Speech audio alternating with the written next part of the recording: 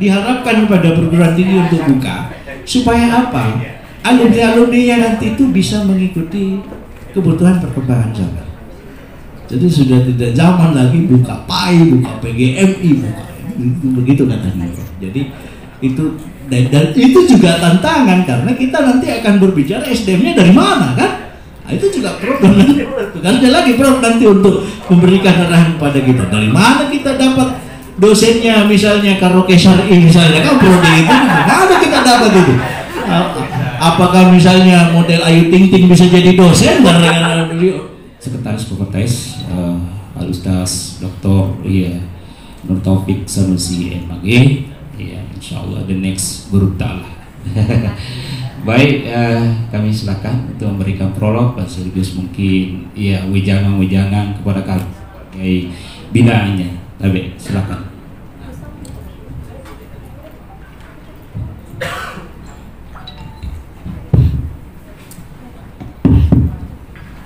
Terima kasih. Bismillahirrahmanirrahim. Assalamualaikum warahmatullahi wabarakatuh. Alhamdulillahirabbil alamin.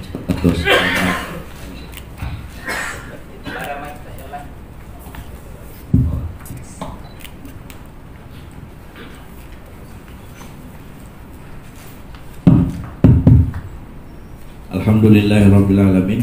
Wassalamu ala asyrafil anbiya'i wal mursalin sayyidina Muhammadin wa ala alihi washabihi ajma'in, amma ba'd. Yang saya hormati asesor kita, ini spesialis wilayah 8 beliau ini. Pokoknya doakan mami beliau sehat. Saya pernah ditelepon fak-fak rupanya oleh Diktis, waktu itu dikasih asesor dari Jambi setengah mati. Jadi saya bilang kenapa tidak minta? Nah, kalau minta kita ada beberapa asesor kita di UIN Alauddin, tapi beberapa sudah senior, sudah sepuh, dan beberapa masih baru yang masih perlu diuji pengalamannya. Karena itu mau tidak mau pilihannya Bapak Tais ya beliau. Jadi tabe Prof ku kasih setengah mati ini bantu ke Protes Bina Wilayah 8. Mudah-mudahan beliau sehat, senantiasa bisa membantu kita, membimbing kita untuk menjadi perguruan tinggi yang lebih baik ke depan. Dan saya hormati Bapak Kakanda Prof Ismail. Yang saya hormati para pimpinan perguruan tinggi, ada Ibu Rektor, Pak Rektor baru IAI DDI Sidram, menyusul insyaallah IAI Yapnas, insyaallah menyusul ini Petran juga, Furkan,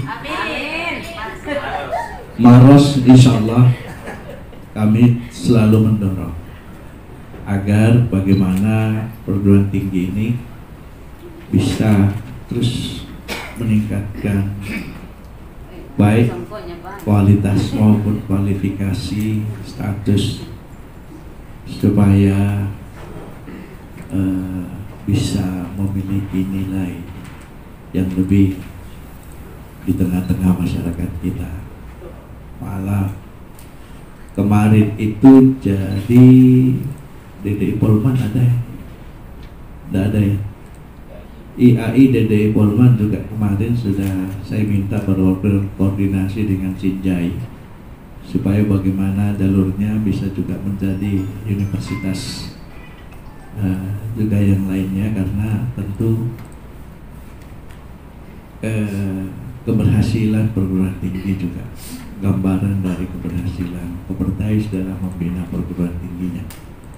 Dan sama sekali yang diinginkan oleh Kopertais adalah bagaimana melihat perguruan tinggi di wilayah 8 ini ada peningkatan. Prof, ketika pertama kali kami masuk ada 67 PTKIS, berkurang jadi 66 karena ada satu, saya tidak tahu kabarnya, Almardiyah itu gimana, itu di Majene kalau tidak salah ya, Majene itu sampai sekarang tidak ada kabarnya gimana. Berubah jadi Stein. Oh, yang berubah jadi Stein Majene ya, yang berubah jadi Stein Majene meninggalkan kita. Tapi sekarang dari 67 sempat turun 66, sekarang ada 70 perguruan tinggi kita. Jadi ada peningkatan juga statusnya, alhamdulillah. Yang baru-baru menjadi Universitas IAI, Institut Agama Islam Muhammadiyah Sinjai. Kemudian yang berubah menjadi institut ada STAI Didik Citra menjadi Institut Agama. Tanggal 14 beliau pelantikan. Nah, ya, kalau bisa semuanya hadir lah, yang hadir di sini. Kita makan kambing di sana. Oh kecil kalau kami potong sapi kalau begitu. Harapan kita yang lain, STAI yang lain bisa segera menyusul, karena kami melihat ada sedikit keringanan yang diberikan oleh Diktis dengan lahirnya PMA nomor 15 tahun 2022, bahwa sekarang untuk menjadi institut tidak perlu memiliki 6 program studi, cukup memiliki 4 program studi, tapi yang diperketat kami lihat adalah kualifikasi SDM-nya. Jadi di situ disebutkan kualifikasi SDM-nya adalah minimal memiliki 12 lektor, kemudian memiliki 4 doktor. Nah, jadi yang sudah punya 4 doktor suruh urus pangkatnya cepat, kita bantu. Kemarin ya IDDI Sidrap juga ada kesulitan di lektornya Pak ya, karena harus menunggu jadwal pemeriksaan dari asesor untuk penilaian dari asesor untuk kenaikan pangkat. Tapi kita carikan cara bagi formulasi gimana caranya mereka didahulukan. Nah, tentu dengan formulasi khusus bagaimana mengantar, akhirnya alhamdulillah bisa keluar SK-nya menjadi institut. Harapan kita ya Yatnas sudah berapa doktornya? Pemain tunggal belum. Pindra doktornya sudah berapa? 5. Berarti tinggal lektornya. Prodinya berapa? 3 ya, tambah 1 prodi, lektornya dicukupkan. Kalau ini bisa segera, mudah-mudahan. Cuma ada kabar, saya kemarin ketemu di Surabaya, ada rapat koordinasi pimpinan komunitas Indonesia. Ada beberapa hal yang dibicarakan, yang disampaikan oleh Kasubdit Akademik. Beliau menyampaikan bahwa untuk tahun 2023 itu akan ditutup permohonan pembukaan perguruan tinggi baru. Sementara ditutup karena terlalu banyak. Tapi program studi akan tetap dibuka, tapi mungkin dikurangi, entahkah 1 kali atau 2 kali saja. 1 kali saja. Apakah bulan Februari atau bulan 8? Kami tidak tahu. Tapi Pak Kasubdit mengatakan kemungkinan di 2023 pintu pendaftaran untuk program studi baru itu dikurangi timingnya, mungkin cuma 1 kali. Kenapa? Karena rupanya masih banyak PR dari tahun 2022. Jadi perhatikan baik-baik, yang Pindra perhatikan baik-baik karena prodinya kurang 1. Perhatikan baik-baik supaya kapan ini terbuka segera dimasukkan. Karena kalau tidak dimasukkan, saya khawatir sudah tidak terbuka lagi untuk tahun 2023. Dan biasanya kan kalau timingnya itu kalau tidak salah Februari sama September. Jadi mudah-mudahan Februari ini buka, segera yang prodinya belum cukup segera dimasukkan, supaya, karena bisa jadi kalau Februari dibuka nanti September tidak akan dibuka, cuma 1 kali. Untuk tahun dari 2023 untuk permohonan pembukaan program studi baru. Tapi kalau permohonan pembukaan perguruan tinggi yang jelas tahun 2023 di closing oleh Kementerian Agama. Itu kemarin informasi yang kami terima dari hasil rapat koordinasi wilayah 8. Yang kedua, kami juga sampaikan untuk yang saya tidak tahu ada FAI tidak di sini. Fakultas Agama Islam ada? Oh tidak ada, kalau gitu tidak perlu saya sampaikan. Nah, jadi yang FAI ini kemarin kami usulkan bagaimana mereka kalau memiliki prasyarat standar untuk menjadi institut, mereka diizinkan untuk berpisah dari induknya. Jadi misalnya kalau FAI Fakultas UMI, Fakultas Agama Islamnya UMI, kalau mereka memiliki kualifikasinya sudah cukup menjadi institut, maka Fakultas Agama ini diberikan jalan untuk berdiri sendiri menjadi institut. Jadi bisa jadi nanti ada Universitas Muslim Indonesia, ada institut agama Islam Muslim Indonesia. Saya tidak tahu nanti gimana namanya. Jadi rupanya terinspirasi dari Sinjai, ada Unismu Sinjai, ada Universitas Ahmad Dahlan Sinjai. Itu inspirasinya dari situ. Karena rupanya setelah mengamati bahwa Fakultas Agama Islam yang bernaung, mohon maaf, di bawah naungan perguruan tinggi yang afiliasinya ke L2 ini kadang-kadang agak sedikit kurang diperhatikan. Jadi ada harapan bagaimana mereka diberikan jalan untuk independen, untuk berdiri sendiri menjadi institut kalau memang kualifikasi. Itu akan dibahas dalam RPMA tahun 2023. Insya Allah tahun 2023 akan muncul lagi PMA baru berdasarkan informasi dari Pak Kasubdit Akademik. Jadi sekarang masih rancangan RPMA tahun 2023. Itu yang informasinya. Kemudian selanjutnya, alhamdulillah Komertais melihat bahwa Aptekis ini adalah asosiasi yang sangat-sangat meringankan beban Komertais. Sangat membantu Komertais bagaimana dalam melakukan pembinaan pada PTKS kita di wilayah 8. Artinya pada hari ini sebenarnya sudah lama itu. Saya bincang-bincang gitu. Mungkin Pak Ibu Ketua ya Mas mengerti bahwa dari kemarin sebenarnya kita mau mengadakan juga workshop tentang SPP. Cuma Komertais itu selalu terbentur pada wilayah anggaran. Karena kita mau tidak bisa sembarangan, kita melakukan sudah sesuai dengan SOP yang diajukan.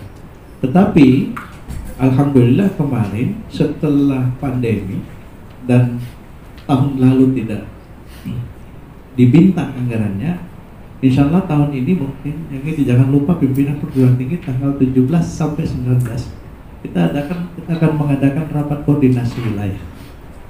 Rapat koordinasi wilayah untuk tahun ini formatnya kami rubah, tidak seperti kemarin-kemarin yang sibuk bicarakan masalah berapa honor dosen menguji. Itu tidak apa, menurut saya tidak produktif. Jadi yang ada dua tema besar yang akan kita bicarakan dalam rapat koordinasi wilayah ini, Prof. Yang pertama itu terkait dengan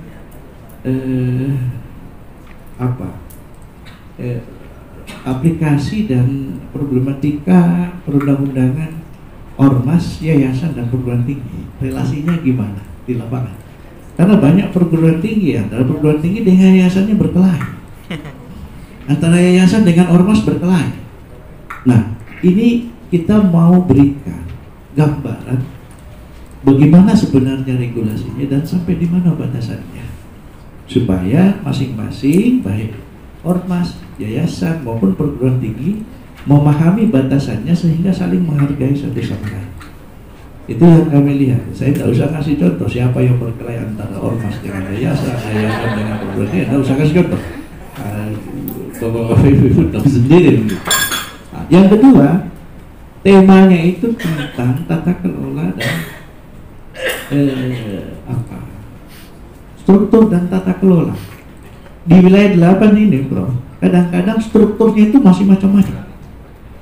Ada yang pakai istilah wakil ketua, ada istilah pakai pembantu ketua, ada yang pakai istilah rektor, wakil rektor, pembantu rektor. Nah, nanti kita akan mudah-mudahan bisa menerima penjelasan bagaimana struktur yang baik kalau misalnya perguruan tinggi kita berbentuk sekolah tinggi Islam kekhususan, misalnya STID. Bagaimana struktur yang baik kalau kita berbentuk sekolah tinggi agama Islam? Bagaimana struktur yang baik kalau kita berbentuk institut? Dan bagaimana struktur yang baik kalau kita berbentuk universitas? Itu mudah-mudahan dari para pemateri kita bisa memberikan gambaran tentang struktur itu. Lalu sampai di mana tupoksi masing-masing. Jadi ini karena kan ada berapa perguruan tinggi ya, urusan keuangan juga jadi urusannya ketua 1, jadi urusannya ketua 2, tidak jelas ini mana batasannya ini. Kadang-kadang saling berkelahi misalnya dalam masalah. Kenapa tidak jelas di mana batasan-batasannya. Dua tema besar itu yang akan kami semacam nanti setelah disampaikan oleh pemateri kita nantinya. Setelah itu kita duduk sama-sama untuk merumuskan kira-kira dari materi itu apa yang akan menjadi poin pokok untuk kita sepakati jadi pegangan bersama. Inilah yang akan menjadi rekomendasi rapat koordinasi wilayah. Jadi harapannya saudara itu tidak ada lagi yang berkelahi antara yayasan, ormas dan perguruan tinggi, ada lagi yang berkelahi karena tidak jelas mana tupoksinya masing-masing. Itu di dalam rapat koordinasi wilayah nanti. Itu juga saya kira nanti bagian dari SPMI, Prof ya. Kira-kira tetap paham itu bagian dari itu.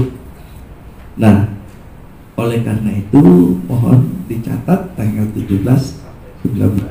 Kalau bisa pimpinan tinggi menghadiri rapat koordinasi wilayah. Kemudian ini baterainya. Kemudian yang terakhir mungkin saya kemarin dari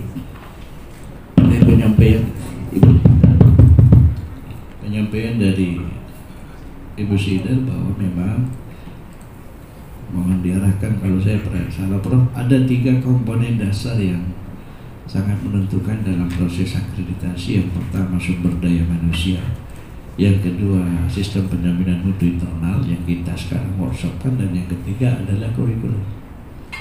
Saya melihat ketiga komponen ini, saya jadi ingat obrolan antara Nabi Muhammad dengan malaikat Jibril. Apa Pak? Ditanya, Jibril datang kepada Nabi Muhammad, ditanya, mahwal iman, mahwal Islam, wa mahwal ihsan. Jadi saya gambarkan iman atau akidah itu seperti SDM, mau tidak mau harus ada. Itu wilayah akidah, jadi pondasi bagi semua perguruan tinggi. Lalu SPM ini kira-kira mahwal Islam syariat. Wajar kalau misalnya Prof tadi mengatakan kalau dosen itu melakukan apa yang tidak dilarang. Kaedahnya ada Pak. Al-aslu fil muamalati al-ibahah illa maddalad dalil ala khilafi. Ini ada dalilnya menunjukkan bahwa persis SPM itu seperti syariah, seperti Islam sendiri.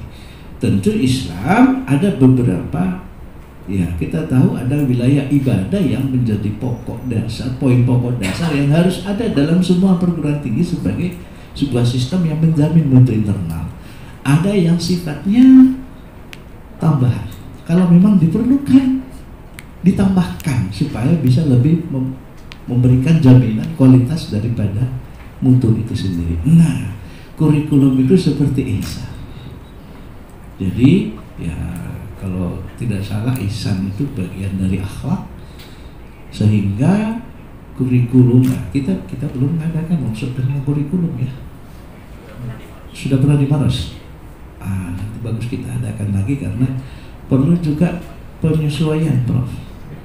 Iya, bagaimana kurikulumnya kalau misalnya apa ya?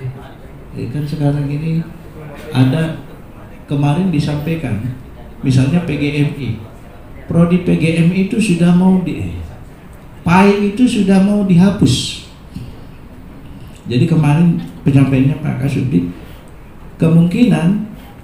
bukan kemungkinan, tidak boleh lagi ada pengajuan untuk program studi pendidikan agama Islam kecuali untuk wilayah 3T.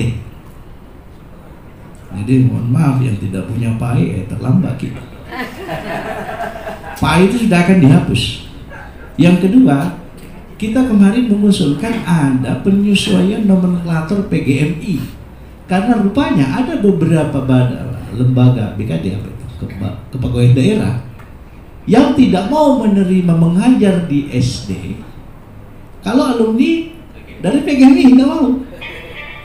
Jadi kemarin kita usulkan bagaimana kalau nanti PGMI itu nomenklaturnya dirubah menjadi PGSDI, Pendidikan Guru Sekolah Dasar Islam, supaya ada SD-nya. Ini dibicarakan ini akan dibicarakan di tingkat subdit akademik gitu, supaya nanti alumni itu bisa diterima juga di SD. Apalagi sekarang dengan istilah model SDIT itu Prof. SDIT. Ada beberapa daerah yang BKD-nya itu badan kepegawaian daerah tidak mau menerima kalau PGMI, sekalipun dikasih tahu PGMI sama saja dengan SD, tidak mau. Nah, karena itulah kemarin minta solusi dari Dintis, gimana ini, apa nomenklaturnya dirubah atau tidak. Lalu yang terakhir kata beliau, kata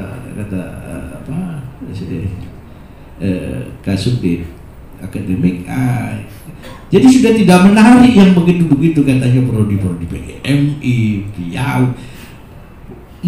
Kasubdit akademik akan mengembangkan program studi yang lebih milenial katanya, seperti pariwisata Islam, kemudian teknik informasi Islam, yang begitu-begitu. Jadi iya itu. Jadi jangan lagi katanya dari sejak pertama di kementerian beri permintaannya prodi PAI terus katanya, PGMI terus. Nah, coba pariwisata Islam, manajemen haji, manajemen perhotelan Islam dan segala macam. Yang begitu-begitu katanya Kasubdit akademik akan kembangkan agar dibuka oleh perguruan tinggi. Jadi nanti kalau mau buka prodi ya mungkin yang milenial mungkin pantai pijat Islam atau itu atau gimana misalnya kan, Syar'i atau hotel Syar'i, perhotelan Syar'i atau apapun itu. Oh ya, kalau Ibu Ketua Herapnas kan suka karaoke, jadi karaoke Syar'i misalnya kan. Contoh aja kayak gini kata Pak Kasubdit, itu akan dikembangkan, diharapkan pada perguruan tinggi untuk buka, supaya apa? Alumni-alumninya nanti itu bisa mengikuti kebutuhan perkembangan zaman. Jadi sudah tidak zaman lagi buka PAI, buka PGMI, buka itu begitu katanya. Jadi itu dan itu juga tantangan karena kita nanti akan berbicara SDM-nya dari mana kan? Nah, itu juga problem nanti. Kan ada lagi problem nanti untuk memberikan arahan kepada kita. Dari mana kita dapat dosennya, misalnya karaoke Syar'i misalnya kan prodi itu, mana kita dapat itu? Apakah misalnya model Ayu Ting Ting bisa jadi dosen gara-gara misalnya contoh itu? Saya kira dan itu tujuannya adalah untuk bagaimana mengembangkan mengembangkan ide tentang integrasi agama dengan keilmuan dan sains yang lebih kompatibel dengan kebutuhan masyarakat milenial nantinya. Itu tujuannya ke depan. Jadi untuk kurikulum, kemudian SPMI, kemudian SDM, anggap saja bagian daripada agama kita. Karena seperti akidah syariah akhlak atau iman Islam dan ihsan, semuanya harus diperbaiki, baik akidahnya, SDM-nya, baik SPMI-nya syariahnya maupun kurikulumnya atau akhlaknya. Kalau kita menganggap bagian daripada itu ya mudah-mudahan barangkali. Saya kira itu sambutannya arahan. Oh, ada pertanyaan, silakan. Ada pertanyaan dari? Silakan. Ada yang bertanya, silakan. Oh, Pak Asmi, Ketua Stay DDI Maros ini Ketua Stay termuda ini. Makasih. Assalamualaikum warahmatullahi wabarakatuh. Langsung saja teman-teman. Sebenarnya kami terinspirasi dari sikap yang begitu cepat menjadi institut. Kebetulan kami sempat tanyakan di Jakarta melalui Pak Ahmad Mahfuz bahwa untuk menambah prodi sekarang itu syaratnya ketat, harus 50% prodi yang ada sekarang itu bernilai baik sekali B. Nah, sehingga itulah yang menyebabkan mundur lagi untuk pengajuan prodi karena khusus di Maros kan masih ada posisi baik 2. Apakah memang ini menjadi sebuah syarat 50% akreditasi baik sekali? Karena teman-teman misalnya di Pakop kan ada 6 prodinya tapi tidak ada baik sekali. Ini yang menutup peluang untuk mengusulkan menjadi institut atau menambah prodi baru. Bagaimana tanggapan? Yang kedua, menarik tadi ketika pembukaan prodi baru pariwisata tersedia yang menjadi memang permasalahan adalah tentang kurangnya sumber daya manusia dosen, khususnya S2 itu. Apakah mungkin ke depan kita mengambil orang-orang profesional, misalnya ketika dimasukkan yang berkembangkan pada usahanya, jadi otomatis mungkin kita bisa mengambil orang-orang profesional yang bekerja memang di dunia pariwisata atau dunia travel, bagaimana? Oke, baik. Ya, jadi sebenarnya pertanyaan kedua-duanya itu untuk Prof itu, bukan untuk saya. memang kemarin pembicaraannya bahwa untuk penambahan program studi ada dipersyaratkan 50% harus akreditasi baik dari seluruh prodi yang ada. Jadi kalau misalnya prodinya 3 ya 1,5 harus prodi baik. Mungkin kan, atau 2 ya paling tidak 1 ya akreditasi baik. Tapi itu syarat. Ada juga sih, kadang-kadang Jakarta ini saya tidak mengerti. Ada juga yang tidak akreditasi baik, lolos juga. Ada juga yang begitu, saya tidak tahu, mungkin jago baca-bacanya atau bagaimana. Nah, dan jangan bilang Sidrap itu cepat menjadi institut, lama juga dia jadi institut itu beliau itu. Prosesnya, ya setengah mati juga beliau. Gimana ini bisa jadi lektor semua? Ngurus doktornya cepat itu juga prosesnya panjang. Sampai saya selalu nyunting. Pokoknya setiap saya ke Sidrap tidak pernah sebut ketua. Selalu sebut Pak Rektor. Akhirnya jadi rektor ketua. Japnas itu juga kalau saya ke sana selalu mau bilang Ibu Rektor. Mudah-mudahan tidak lama. Ya kan? Karena katanya kalimat itu kan orangnya dipancing. Artinya itu itu memberikan motivasi kepada. Jadi gitu. Untuk prodi-prodi yang baru nanti, yang kira-kira yang ya bagi Pak Kasih dianggap sebagai prodi yang sudah kebutuhan milenial, misalnya, ya nanti mungkin kita butuh bantuan beliau karena kan gimana nanti. Seperti saya ingat sekali beliau mengatakan untuk program studi yang belum ada alumni S2-nya mungkin bisa di match, Prof ya. Misalnya saya ingat beliau memberikan gambaran handphone.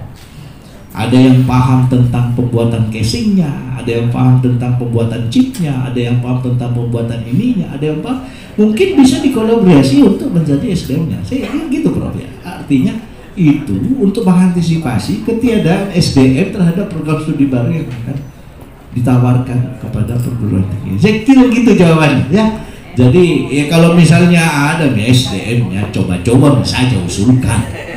Coba-coba nih, siapa tahu Maraka tuh di Jakarta.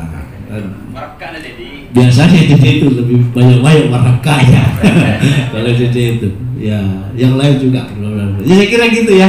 Saya kira gitu Pak Asmi, Ketua Stay DDI Maros. Mudah-mudahan tidak lama juga masuk menjadi Institut Agama Islam DDI Maros. Demikian pula yang saya kira itu yang saya bisa berikan. Mudah-mudahan kita akan lebih siap ke depan untuk menghadapi, ya tentu saja bukan cuma tantangan-tantangan yang ada, tetapi juga perubahan-perubahan regulasi yang diberikan oleh Kementerian Agama Pusat diktis kepada kita, karena ini terus terang ini perguruan tinggi sudah belepotan dengan apa yang dinamakan akreditasi LAMDIK ini. Ini sudah saya sedih, Bro, ada beberapa perguruan tinggi dari 8 itu yang masih. Saya kemarin menghadiri wisuda di Merauke, itu wisudawannya cuma 8 orang. 8 orang itu wisudawan untuk 2 tahun. Merauke. Iya, yang pernah Merauke. Masih ada, Bro. Saya baru bangun di sana. Makanya saya bilang, gimana caranya perguruan tinggi ini membayar LAMDIK ini?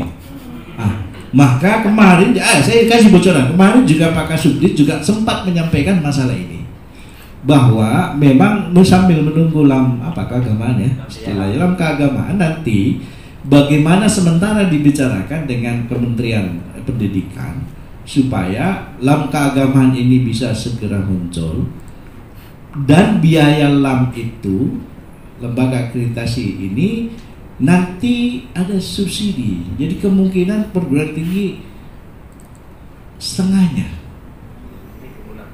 Iya, sekitar 26. Tapi itu sementara diupayakan oleh Kementerian Agama. Ya, kami cuma bilang mudah-mudahan cepat Pak Kasudi, karena kalau tidak habis ini, kasihan ini perguruan tinggi kita. Iya, khususnya yang seperti di Merauke itu, di Jamra itu. Ya Allah, kita mau sudah 8 orang. Dan itu untuk periode 2 tahun, Pak. Saya sudah bilang sama mereka, nggak usah undang kita ke sana, kan? Karena kan berat, Pak, pesawat ke sana itu. Pesawat ke sana itu kita ke sana minimal 4 juta loh satu orang. Apa dia bilang? Tidak, Pak. Kami sudah ngumpul-ngumpul, mahasiswa sudah ngumpul-ngumpul. Pokoknya harus ada dari Komportes. Begini mereka. Nah, maka saya bilang sama Pak Asmar, kita tiket berangkat ke sana tapi tidak usah tiket pulangnya, kita beli sendiri. Hanya kita ke sana kemarin, kita upayakan beli tiket sendiri untuk pulang. Tapi saya tidak tahu gimana kemarin, tetap dibelikan juga kayaknya. Tidak mau mereka, pokoknya harus dibelikan. Ya itulah tantangan, namanya tantangan-tantangan, termasuk regulasi-regulasi baru. Kita tidak tahu kejutan apa yang akan muncul dalam RPMA 2023 nanti. Mudah-mudahan kita berharap bahwa kejutannya itu justru bagaimana membantu meringankan apa yang sudah menjadi beban perguruan tinggi yang cukup berat ini terkait dengan. Saya kira itu Pak Tam, Prof, yang kami bisa sampaikan. Pokoknya sekali lagi saya ingatkan 17-19 kita rakor will, harapannya semua bisa hadir, dan tentu saja saya itu selalu berharap perguruan tinggi kalau ada masalah jangan diam, segera kontak, komunikasi dengan Komportes, kita sama-sama cari solusinya. Kalau ada masalah apapun terkait dengan pengembangan perguruan tinggi, karena itu tadi kita sangat memahami bahwa perguruan tinggi dari kita di wilayah 8 ini banyak sekali tantangannya dibanding perguruan tinggi di wilayah yang di Jawa dan Sumatera. Saya kira itu yang bisa saya sampaikan. Mohon maaf kalau ada salah kata, salah ucap. Mungkin setelah hari dari sini, besok kita sama-sama ke Sidrap makan kambing. Sapi. Saya minta ini, mudah-mudahan Pak Wakor segera pulang supaya ada pimpinan di kantor, karena beliau sekarang menghadiri penganugerahan gelar Doktor Honoris Causa, Ketua Umum PBNU di Universitas Sunan Kalijaga, Yogyakarta. Jadi beliau diundang besok kalau tidak salah, besok itu ada penganugerahan gelar Doktor Honoris Causa untuk Kiai Yahya Stakuf, dan Pak Wakor menghadiri di sana. Dari kemungkinannya Selasa, saya berharap Selasa sudah balik, karena kalau beliau belum balik tidak bisa di kantor itu tidak ada pimpinan, karena setiap hari ada tamu. Ya kalau beliau sudah balik, berarti saya bisa kasih berat makan sapi. Nah, gitu. Terima kasih. Kita tutup sama-sama gimana? Sampai beliau nutup ya. Oh ya, saya kira demikian dari saya. Terima kasih. Assalamualaikum warahmatullahi wabarakatuh. Alhamdulillah, beberapa pencerahan yang diberikan kepada kita, insya Allah dengan bersama Komportes wilayah 8, mudah-mudahan perguruan tinggi kita masing-masing semakin cerah dan semakin bisa berkembang. Tadi ada titik poin yang disampaikan beliau bahwa masalah apapun yang ada di perguruan tinggi kita komunikasikan, kita koordinasikan, dan carikan solusi bersama. Dan alhamdulillah Al-Furqan ada masalah besar sebenarnya kemarin, tapi bisa diselesaikan dengan damai, dengan bersama Komportes wilayah 8. Itu adalah pengalaman kami, alhamdulillah dapat selesai dengan damai. Baik, untuk menutup sekaligus sebelum kita saksikan bersama, jadi kami harap nanti Pak Sek menyaksikan perjanjian kerjasama perguruan tinggi yang hadir pada hari ini bersama Pak Prof. Mungkin kalau tidak buru-buru, insya Allah kami tetap.